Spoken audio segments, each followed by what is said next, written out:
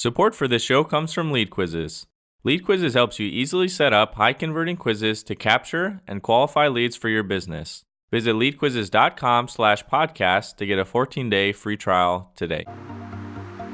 My philosophy in the business when I started was I want every client, big or small, and we're going to grow this by little clients, by big clients, by everybody, and we're going to keep everybody on board. And what I found was with that strategy was I was losing people. At one point, I had a 30% turnover rate of staff, and I was losing clients, and I wasn't paying enough attention to my big clients.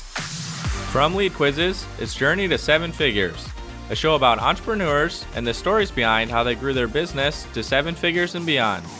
We cover the good, the bad, and the ugly, and the lessons they learned along the way. So welcome back to Journey to Seven Figures. Today I'm interviewing Scott Harkey, co-founder and president of Ioh Partners. Ioh is one of the fastest growing ad agencies in the Southwest and rated as one of the top 100 fastest growing advertising agencies in the U.S. In 10 years, Scott has helped grow Ioh Partners to $35 million in annual revenue, on track for $50 million this year. And they have clients like Dole Pineapple, Gila River Hotels and Casinos, and the NHL. I'm very excited to interview Scott today and learn about his journey to seven figures. Scott, welcome to the show. Thanks for having me, Jeremy. Yeah, I'm so excited. We've been trying to schedule this for a while, so thank you for jumping on. Scott, let's take it to the beginning. How did you get started with Ioh Partners? So my business partner and I started the ad agency 10 years ago. We started in his condo in Scottsdale, Arizona. He makes fun of me because I actually think it was in the kitchen. He said it was in the dining room. And now I've heard some people say we started in the garage. We started with two people. We had one client at the time. And now we've grown to, over 30 clients all over the United States and Mexico. And it's been quite the journey. Okay. And you guys have 120 employees, so much bigger than back then. Yes. A little different.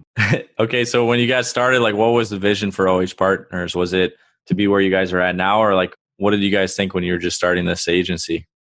Well, I think we felt like I'd been working in the media business. I'd worked for large corporations like CBS and others. And I'd worked with ad agencies all over the country. My business partner grew up in the advertising agency business. His dad ran an agency in Phoenix, Las Vegas, New Mexico, and Tucson, Arizona. And so my business partner, had learned the advertising agency business as a kid growing up, really. And we had a vision for providing great strategy for customers that wanted to grow in their marketplace. And that same vision exists today, is doing great work for clients. Certainly back then, I can remember trying to set up meetings with people, and they obviously couldn't come to our condo or our house. So we would find excuses to go meet at Starbucks or wherever because we were embarrassed we didn't even have an office then. But we believed in ourselves, and we believed that we could be a good partner and partner to our client, which is why our name is Ioh Partners. We consider ourselves partners with our client, an extension of their marketing team. And that same philosophy still exists, not only with us, but our 120 employees. Okay, awesome. So how did you go about getting your first several clients? A lot of failure, honestly. I can remember one year specifically. I think we pitched 70 pieces of business in a year. And I think we lost most of those accounts. We lost most of those pitches. We were going up against bigger agencies. We learned by failure, honestly. We learned what not to do in a pitch, what to do in a pitch. We learned what are the type of clients and really the type of people we want to work with. And, now when we pitch a business is over 70%. And I think the reason is we really try to be strategic on what are we good at? What type of people do we want to align ourselves with? What industries do we deeply understand? And then it all comes down to the consumer. And most of our people at our agency are consumer-centric strategists. So we want to understand everything about people and why they make decisions and why they decide to buy our clients' products and align themselves with our clients' brands. And then everything starts there with the consumer strategy and then ripples out. And so the same approach we had then exists today, except we've gotten a little smarter about, who can we help and who do we want to work with and what are we passionate about. That's what's led to a higher win rate in new business pitching. Okay. So were you guys immediately going after bigger business, submitting requests for proposals when you guys got started? Yeah, I'm big on networking And what I've found in our business is it's all about the relationship. And, I've been now doing this almost 20 years. And so, my business partner's been doing it for 30 years. And so now we have great connections in the marketplace that, in Phoenix, where our corporate office is based, in Los Angeles, where we do a lot of business. And it's really growing not only our agency's brand, but our personal brand. And what we found is by doing people right for a long period of time, people trust us that we're not going to screw them over. And most of our good clients come from people we've known for 15 years, and they know we're going to do a good job, and we've built a good reputation of doing good work, and more importantly, doing people right. And it's amazing how now business just happens. Like when we first started, I felt like I was begging people to hire us. And now people are calling us, and we don't do RFPs all the time. It's like, you're the people we want to hire. We've watched your work for a decade. And that's really cool. It's gotten much easier as time's gone on. But I don't know if you're like me at all. I'm not a very patient person. So in the beginning, it was hard to be patient, but just keeping the grind daily and be willing to make mistakes and fail and learn really is, I think, what's been the key to some of our success. So Scott, like when you guys were getting started with these first few clients, were you guys immediately going after these big proposals that these companies are putting out, or how did you start closing some of this business? I think there early on, we had some people that wanted us to succeed, and they gave us some leads and some people to talk to. And I'll give you an example. Arizona State University is a client I've worked with for 8 years, and I'm passionate about sports. So ASU Athletics had a new athletic director, Steve Patterson, had come in from the NFL and the NBA world. And ASU had just at that time changed their brand from Sparky to the Fork. And they were looking for a partner to grow season tickets and single game tickets in all their athletic venues. And the way we got that business was we just worked harder than everybody else, honestly. And they felt comfortable that we knew the sports world. My business partner had worked in the past on the Arizona Cardinal brand and other sports teams. And so I think we leaned onto what experience that we had and what industries we really knew about. And so, ASU Athletics is a client that, when we weren't very big at all, we could say we worked with, at least locally, a pretty big brand like ASU. And that was, I think, an early win that really helped establish credibility, because in the professional service business, what brands you're aligned with speaks a lot about what kind of work you do. Okay. And so for us, getting that early win of a recognized brand was key. Okay. So like you really leveraged a major client there. So I'd like to break this down a little bit more, how you picked up a huge client like Arizona State. So was that, a big contract, and you said you outworked other people to get this proposal? Like what did you guys really do differently than these other agencies going up to try and get the same contract? I think for us early on, we targeted industries that, again, we understood the business, because I think a lot of people want to pitch an account and they don't fully understand the economics of the business and the industry that they're working in. We understood that. And for ASU Athletics early on, we probably did a deal that we probably wouldn't do today in terms of our pricing model. And so really we came in as a value player, and ASU knew that no one was going to work harder for that business than we would, because we were passionate about it. I went to ASU. I'm from Tempe, and nobody knew that brand more than me. I mean, I was a fan. I've been going to ASU games my whole life. And so I think clients feel when you're passionate about their business, and they understand that the business metrics of their industry. And that's why we got ASU ahead of anybody else. We were the only agency that was the choice. I mean, they couldn't pick anyone else. I mean, we were the pick, even as a very small agency, a 6-person agency. Okay. So how far into your business were you guys when you picked up ASU, as far as maybe revenue wise or number of years in business? We were probably doing $1 million maybe in revenue at that time. Okay. So yeah, we were one of the smaller agencies in the market at the time. Okay. And then, so you mentioned that you guys understood that industry really well. So did you work with other schools like that, or other sports programs, or what do you mean by you guys understood the business metrics better than your competitors? So my business partner, Matt Owens, as a young account executive at his dad's agency, he worked on the Arizona Cardinals when they came to town in 1987. Okay. So he understood sports marketing. I think our second year in the business, we picked up the Arizona Rattlers and the entire Arena Football League. The Arena Football League was in bankruptcy and was coming out of bankruptcy, and we helped a brand new owner relaunch the Arena football team in town.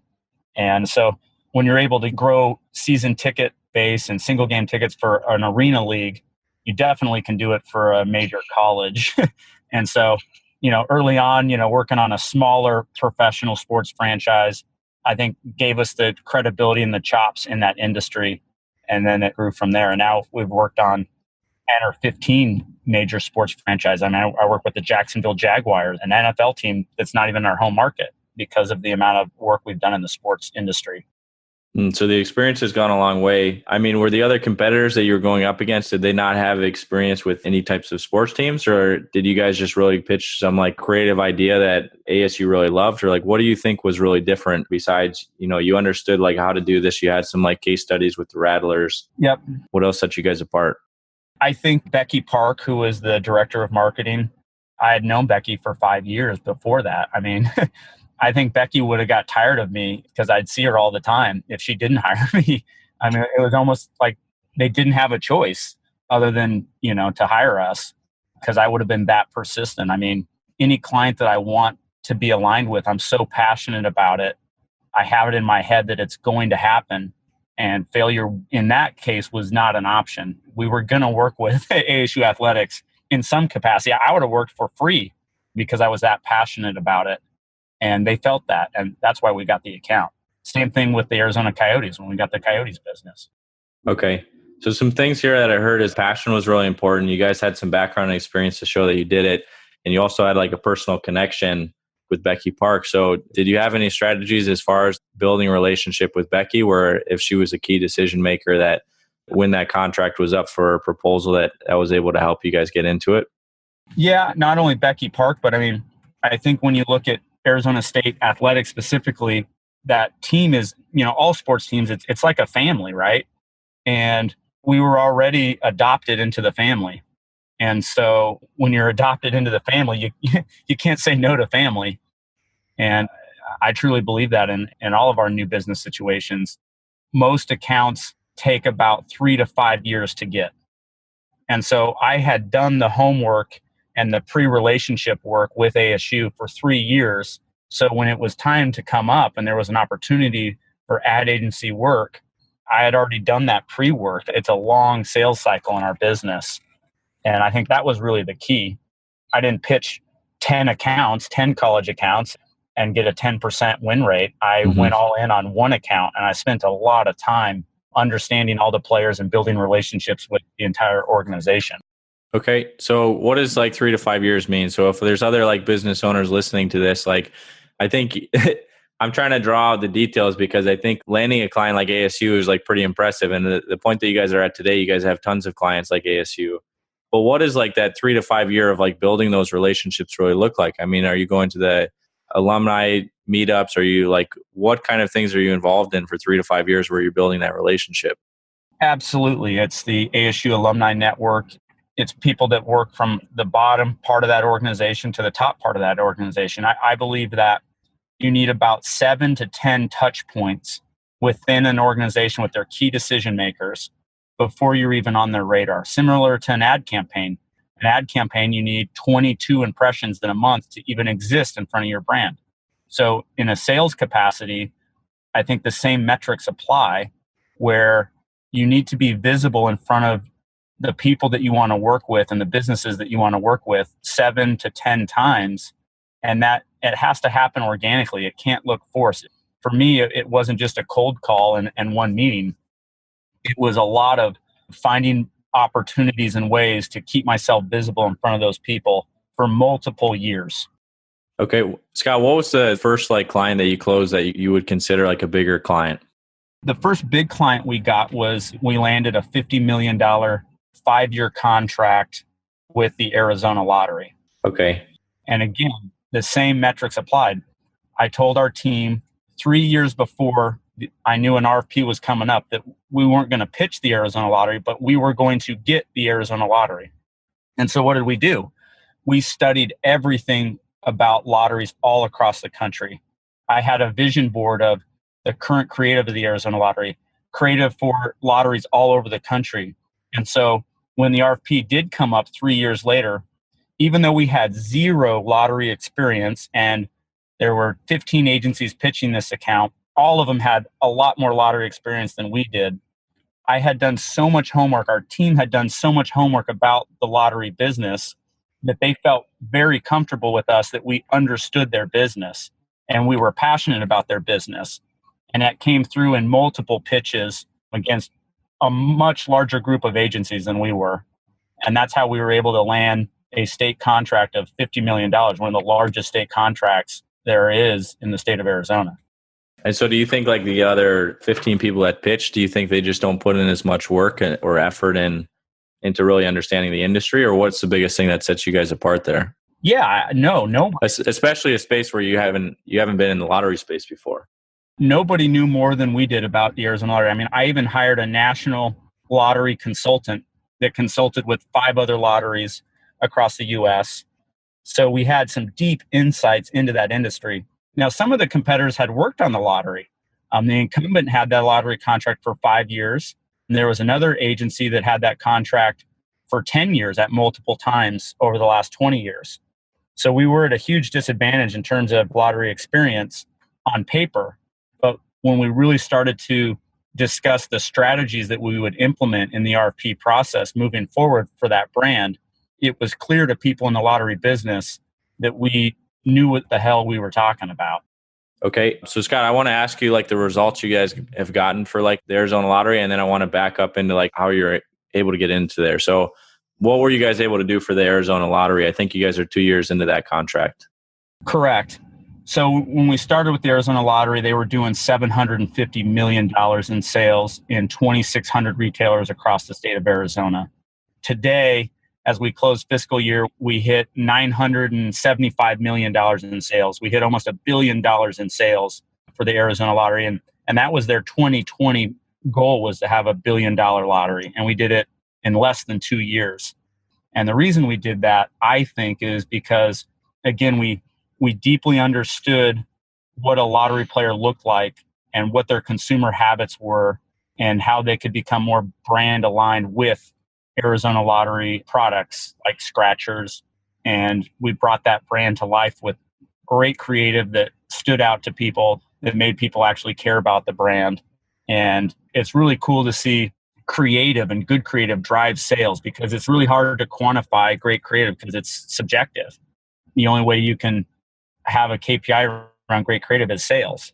And I think when your client knows you understand their business and the insights to their business, they're willing to trust you and really lean out and do some more edgy creative. And that's what led to those sales. It was a client trusting us that we knew what we were doing. And by taking a risk on some creative that we had, allowed to really unlock the true potential of that brand.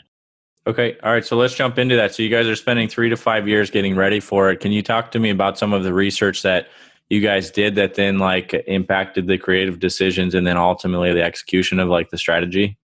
Sure. So most state lotteries across the nation, there's a belief in the lottery business, and this is true, that you either play the lottery and you have a propensity to gamble or you don't. You either drink soda or you don't drink soda. You either drink beer or you don't drink beer. Mm-hmm. You're not going to convert somebody who's a non-beer drinker to drink beer. You might convert somebody, but at a very low percentage. But what you can do is get current beer drinkers to drink more of your beer, or current lottery players to play more of your games. And so rather than trying to get a 25-year-old guy to play the lottery who doesn't play, I want to get a 55-year-old mom who goes and shops at Fry's to play the lottery 2 more times a month. And I want them to spend a little bit more. So if they're playing a $5 game, how do I get them to play a $10 game? And that was really the strategy. It was getting more velocity from our current customers and our current people who are brand aligned, and get them to talk about how cool the brand is. And it was really that simple of a strategy, because I'm not going to convince somebody to gamble who doesn't gamble. Okay. We'll get back to the show in a minute, but first a quick thanks to our sponsor, Lead Quizzes. If you want to grow your business to 7 figures and beyond, you must learn how to generate leads predictably. When I first started my business, lead generation felt like riding a roller coaster. I would have huge sales months and then months with nothing. This happened because I relied solely on referrals and networking to grow my business. Predicting growth and investing in the future were frightening because I didn't have control over my lead generation. That was before we created lead quizzes. Now I predictably generate leads in my sleep and have stopped worrying about where the next sale will come from. Top marketers like Ioh Patel and Lewis Howes have used lead quizzes to increase their lead capture by up to 500%. Think about it. Quizzes are fun, engaging, and you can offer personalized feedback in exchange for your quiz taker's contact information.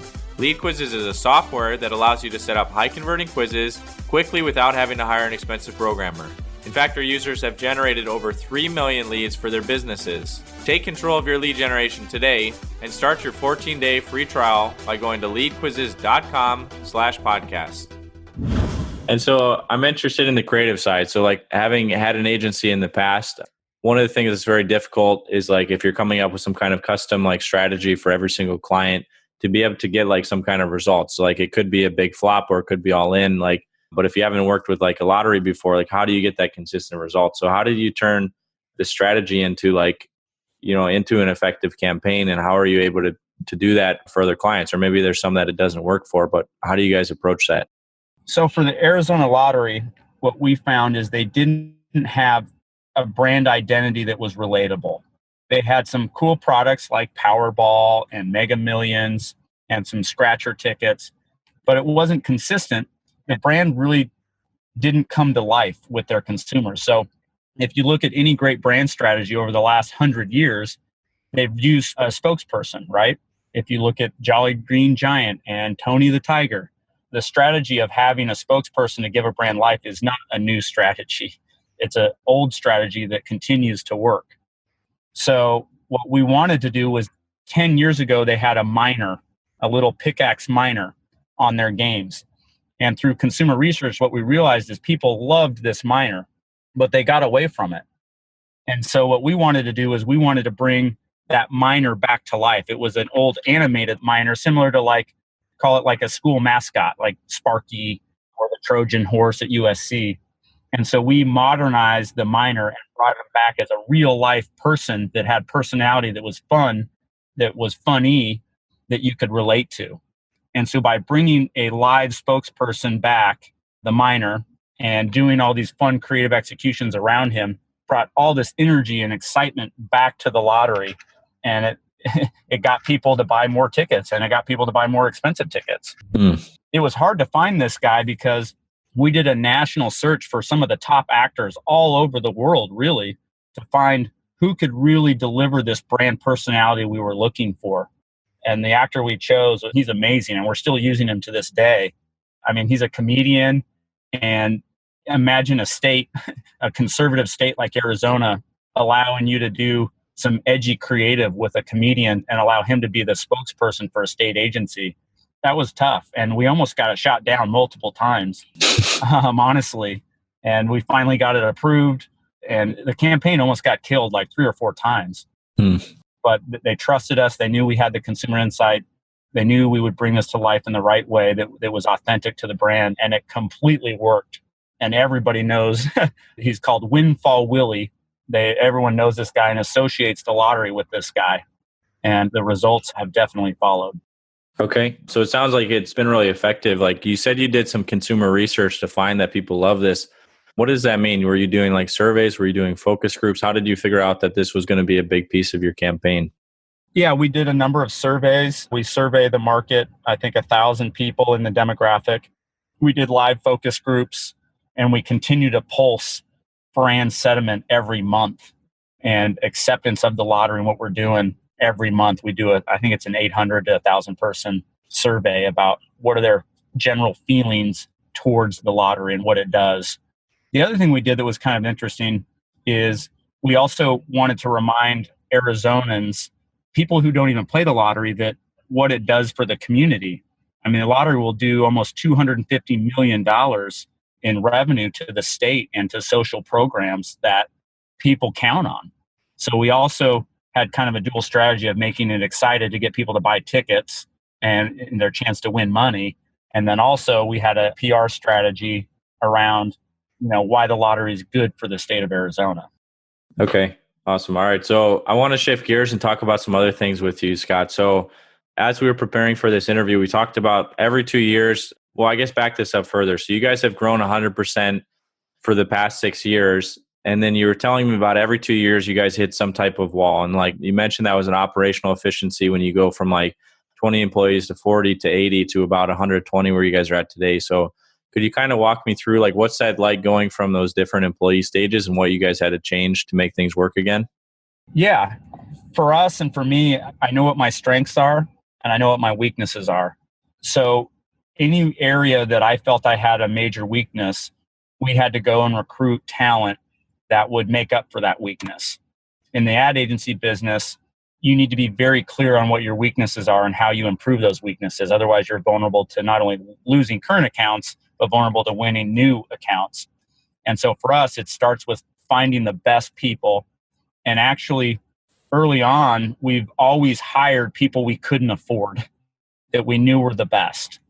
And that strategy still exists today. And it can be very uncomfortable because you don't have the revenues to support the people that you need to run your business. So we've always stretched and hired more expensive people than, quite honestly, we could afford. And that allowed us to have a great CFO who ran the number side of our business, a great chief operating officer that could help us keep operational efficiencies, great account directors who have been in the business a long time, who know what they were doing, who were way too expensive for us to afford. That's really helped us gain efficiencies each year as we're growing, major headcount and staff. Okay. So Scott, it sounds like you have to pay more to get those kind of people, but what else did you do to like try and pitch the vision to them that you guys are the right place to be at? And then I'm sure you guys have done this where you've hired someone expensive and then it didn't work out. So how did you like maybe mitigate the risk of that as well? Sure. Every time we've hired someone that hasn't worked out, it's because we cheaped out. We tried to save money and we convinced ourselves that that was a good hire and it's a hire that we needed right away. So we got impatient. Every time we've taken our time and interviewed lots of qualified candidates and picked the best candidate, and typically it was the most expensive candidate, it's worked out. The other thing that will help you hire the right people is what we did was we wanted to create a great culture and great place to work because money isn't everything to people. Mm-hmm. It's what is the overall benefit in its entirety to working for a company. It's in the summer, half day Fridays. It's our wellness program where we have actually wellness coaches come in because we actually care about the health of our employees. It's company offsites. It's all those little things that you can do that cost some money, but don't cost, as much money as you can't pay the most money in salary all the time. So what we try to do is create the absolute best place to work, and the best talent is attracted at some of the best places to work. And you have to pay good salaries and bonuses and everything else and have opportunity for advancement. But that's been big for us is some of the best people can work anywhere. So not only do you have to compensate them fairly, but you have to have a great place to work. And that's what we've really focused on. And now I don't even know what our strategies are because I just have great people that want to work for us. It's awesome. I'm not smart enough to figure everything out. So I'm smart enough to know is create a great culture and find the right people and compensate them in a way that they feel fairly compensated. And then the business has just been growing. Okay. Some of these big roles that you guys felt, did you feel like you had to do a good job of like either selling them the story of where you guys have come from and the vision where you guys are going and have to build that relationship for a little while on top of things like culture and good pay? Yeah. And this isn't me saying this, but people that have come on our team, senior key people that come on our team have said a couple of the reasons that they came over to our agency was we didn't have big egos and we allowed people to come in and do their job and make decisions that are best for the company. We've got the heck out of their way. The biggest example I can give to this is I hired a professional CEO to run our company. And I got out of some of the major decisions of running a company. And that was really scary. The guy we hired is a guy by the name of Brad Casper. Brad was the former CEO of the Dial Corp, a 3,000 person organization that's doing, $2 billion a year. It's a global company that has like Dial soap and Head and Shoulders and major brands. And we hired him 2 years ago to come run our company. So today I don't run the company. I have a professional CEO that runs the company. I'm best at growing the business. I'm a marketing guy. I'm best at doing marketing strategy. So I do marketing strategy, and the CEO runs the company. And that was a scary deal for us, but it's paid huge dividends. And I don't agree with him all the time, but boy, I've got out of his way and he's really grown the company. He's done some things that I would have never done because I'm not a professional run a company guy. I'm an entrepreneur and a marketing guy. So I think for me, being humble enough to go, man, I'm not as good as this person. I need to put this person in this role, and I need to put myself in this other role that I'm best at. Mm-hmm. We continue to have those conversations constantly. Am I in the highest, best use of my time that matches my skill set? And who do we need to bring in that will also have the highest skill set for the position of need for some of the weak points in our agency? And that could be a good digital people we've hired, could be a good CFO that we've hired, a good COO we've hired, an amazing HR person and talent recruitment person that we've hired. And so we're constantly looking at that. And as founders of the business, I need to get the heck out of the way because there's a lot smarter people out there than me. Okay, awesome. And so someone like that, I think that's an interesting example with this guy that worked at Dial at a huge corporation. How do you know how far ahead maybe the person that you're trying to bring in, the person that you think is smarter than you guys are in a specific area, how far is too far? How do you know like if they're going to be able to come down to like an organization where it's a ton of employees down to 120, which is very small compared to Dial? Like how do you know that they're going to be a good fit for where you guys are at right now? What we've done is, are they passionate about the business? Are they passionate about what we're doing and our vision for the company? And if they are, that's how we got Brad, is he was passionate about our business and the ad agency business, and he was passionate about what we were doing. And my rule of thumb, and I don't know if it's correct, but I try to hire the person you need 2 years from now, not the person you need today. Okay, perfect. All right. So Scott, one good thing, like you're bringing on these big clients like ASU, Arizona Lottery, Bill Pineapples, like, so a lot of like big accounts, but obviously like if you're just losing them out the back end, then, you're stuck in the rat wheel of having to replace clients all the time, but you guys continue to grow each year. So what are you guys doing to be able to retain some of these big clients that you bring on? So an exercise that we did at our company that was really helpful, and this wasn't my idea because I wanted to keep everybody. my philosophy in the business when I started was I want every client, big or small, and we're going to grow this by little clients, by big clients, by everybody, and we're going to keep everybody on board. And what I found was with that strategy was I was losing people. At one point, I had a 30% turnover rate of staff, and I was losing clients, and I wasn't paying enough attention to my big clients. And so the exercise that we did that was really helpful was it's the 80-20 rule. We looked at my client list or our client list, and we had like 55 clients at one point in time. But yet 20% of my client list was producing 80% of our revenue. And I've actually done this exercise with other friends and other businesses. And the 80-20 rule tends to exist in almost every organization where 80% of your revenue is from 20% of your clients. And so what we did was we decided that some of the smaller accounts that were great people, great accounts, long-term weren't going to be part of our organization, which is a really hard thing to do. But the quote about strategy that I think about the most is strategy is not what you're going to do, but strategy, more importantly, is deciding what you're not going to do. And that was really hard because there were some clients that they'd been with me for 5 or 6 years and I loved them. But what we needed to do was get more large clients, and we needed to focus on the current large clients we had to make sure they were solid. And some of our small clients, we had to change the service offering that we had for them moving forward. And some of them actually had to go away. So today, when we did this exercise, this was probably 3 years ago, we have less clients today than we did 3 years ago, but yet our revenue's up 3-4x because we've gotten larger clients. That exercise was really scary for me, but now that we've gone through it, I can see the benefits to fewer clients and bigger clients and focusing on your biggest clients and not letting them go away. And what that also did was my agency staff turnover rate in the ad agency business nationally, by the way, 30% turnover rate. The last 2 years, our agency turnover rate's been below 7%. We have the lowest agency turnover rate that I think I can see in the industry. And I think that, of course, goes back to culture and letting people do the things they're best at. But it also comes back to not having a bunch of bad clients and a bunch of bad business. Mm-hmm. And so I think that's been really helpful for us. But boy, that's a scary exercise to do, is to let go some clients that you've loved for a long time and be willing to be a little uncomfortable going after larger clients.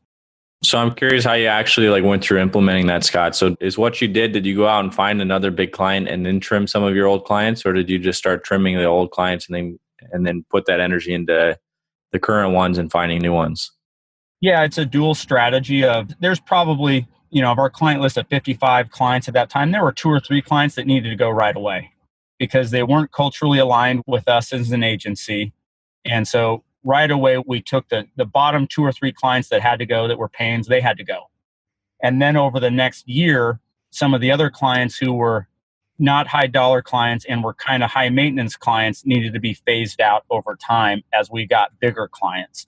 So you replace a $1 million client with a $250,000 client who's a little high maintenance. So I think it's a dual strategy of, okay, what are the 2 or 3 clients that need to go right now? And then over the next 2 years, what are the 5 to 10 clients who need to kind of be phased out as we replace them with bigger clients? Because you can hire more staff, but you still have some bad business. And so you can keep your staff count lower and your profits higher. Mm-hmm. And you have better clients who are better to work with, who is, as we all know, having a bad client can really cause a lot of stress. Mm-hmm. And a lot more work. Yeah, and a lot more work. And what we found is the big clients took as much work as the small clients. So let's focus on more big clients. And then our staff will be happier, we'll be happier, and we'll be more profitable.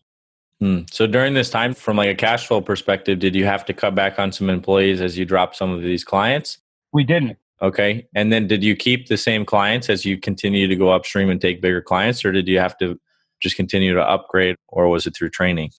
Some we did. And what I would do is I would just call my clients and I would just have a very frank, upfront conversation. And it was a very vulnerable conversation to have with them. And it's a scary conversation to say, hey, listen, we love you as a client, but your business is costing us money. And we either need to take you to a higher rate, or we need to work on your business less, or you need to be a little easier to work with. And those are very tough conversations to have. But I think it all started with us, with having those tough conversations, ranking our clients and evaluating who are our bottom 20% clients that we need to have hard conversations with. And most of them were really receptive. They're like, oh my gosh, I can't believe we're taking advantage of you in some ways. We want to be a better client. Mm-hmm. And it starts with understanding who they are in terms of your client list and where they rank, and then be willing to have the guts to have that tough conversation. And that's how it started. Okay. And so by doing that, a lot of them increased their fees, or they used less hours and they got better, and we kept them. And some that didn't had to go away. Awesome. All right. Well, Scott, I've learned a lot. Let's go through some quick questions before we wrap up here. Was there a time where you thought that your business was going to fail? Pretty much the first 5 years of starting the business, I thought every year we were close to going out of business. Okay. So why did you feel like that? And what did you do to kind of get past that? Well, when you first start, it's so hard. You're trying to convince people that you have credibility as an organization because you're new. And cash flow is always tight when you have payroll and expenses and overhead. And so the first years of the business, managing cash flow and being disciplined is key. The other thing I tell a lot of entrepreneurs, and this is what my business partner and I did, is we lived lean. We didn't pay ourselves a lot of money. For 7 years of the business, we made a lot less money than we could make as an employee.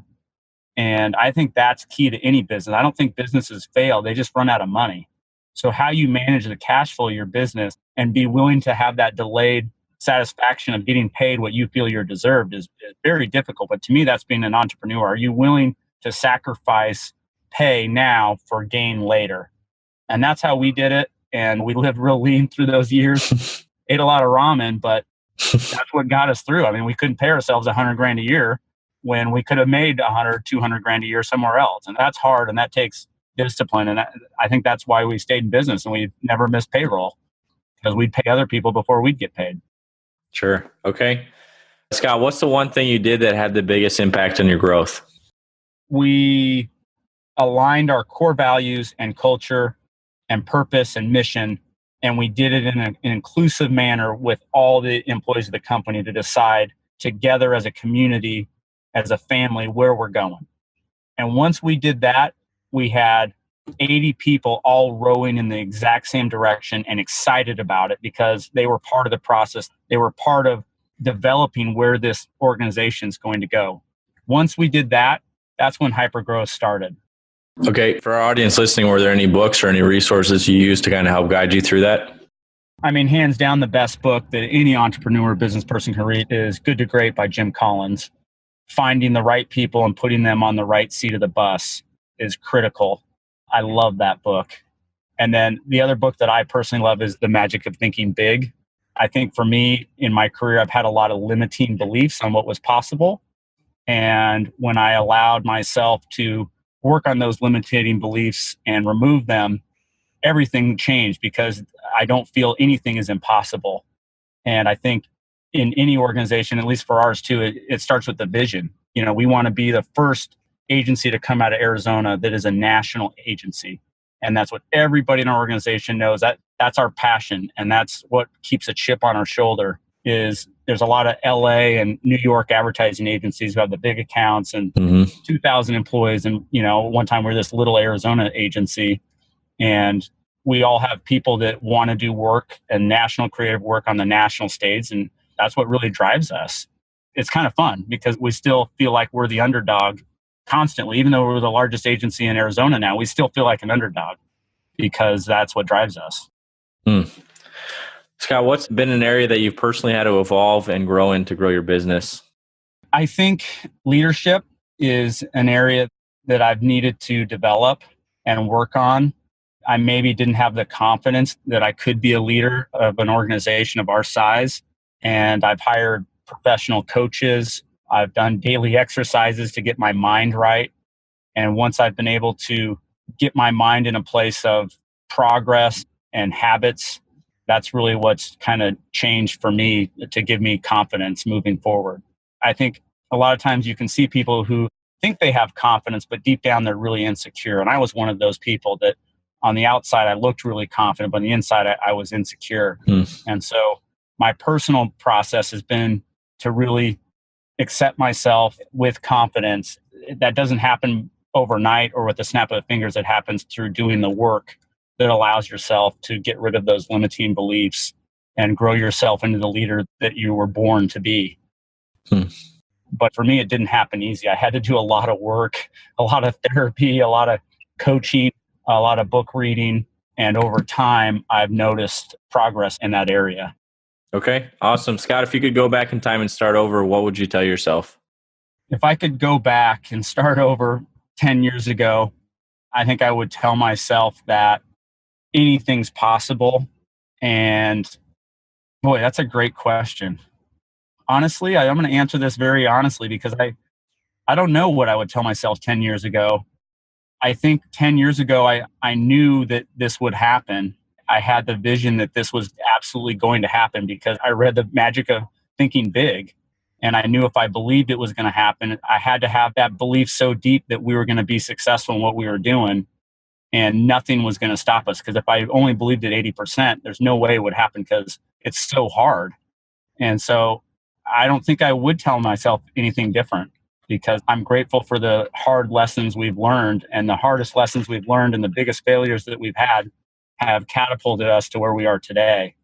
So I think I would tell myself that I'm exactly what my vision was of being a large advertising agency that would continue. I would say, yep, you're thinking right. Keep doing that. And boy, it's definitely going to be harder than you think it is because it's always harder than you think it's going to be. I think good entrepreneurs are stupid because they don't know how hard things are going to be to succeed. And they just do it and they jump in.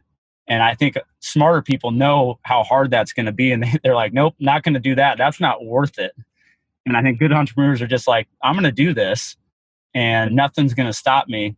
And they don't realize how hard it's going to be. And then now I'm like, man, that was really hard. I don't know if I could do that again. I don't know if 10 years I could do it again because I know how hard it is. I think I would be like, man, maybe I don't want to do this. If I had known the road of the 10 years, do I want it that bad? Because it's hard. So I don't know if I would tell myself anything. Maybe continue to be naive, but have the vision. Okay. Awesome. All right. Well, Scott, thank you so much for coming on today. Where can people go to learn more about Ioh Partners and connect with you? Yeah. Anyone wants more information, they can go to ohpartners.com. or find us on all the social channels, of course, Instagram, Facebook, LinkedIn. We put out a lot of great content on Instagram that shows the culture of our company and how much fun we have. So that'd be my first place to look, would be Instagram or Facebook, and of course the website. Awesome. All right. Well, we'll get that linked up in the show notes for anybody that wants to check it out. Again, Scott, thank you so much for coming on and sharing with us today. Thanks for having me, Jeremy. Thanks again for listening to our show this week. If you want to find out more or hear previous episodes, you can go to blog.leadquizzes.com. If you'd like to start generating more leads for your business and get a 14-day free trial to Lead Quizzes, go to leadquizzes.com/podcast. Please also subscribe to our show on Apple or however you get your podcasts. You can also write us at support@leadquizzes.com. I'm Jeremy Ellens, and you've been listening to Journey to 7 Figures.